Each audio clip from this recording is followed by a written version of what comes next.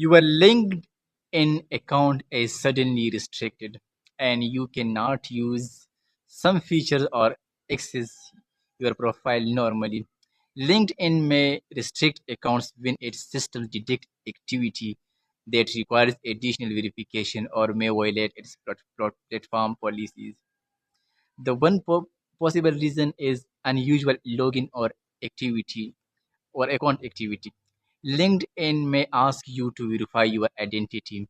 If it detects suspicious behavior, unusual access patterns, or other security concerns, restrictions can also be connected to profile information, automated activity, excessive connection requests, or behavior that does not comply with LinkedIn user agreement and professional community policies.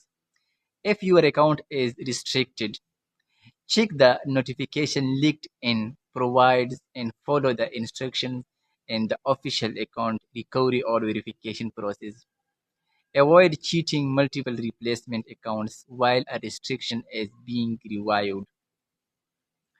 If you believe the restriction was made in error, use LinkedIn's official support or appeal process. Provide accurate information and complete any requested verification rather than relying on unofficial services claiming they can unlock your account. That's it. If you have any question related to this, must comment it. Thanks for watching. I will see you in the next video.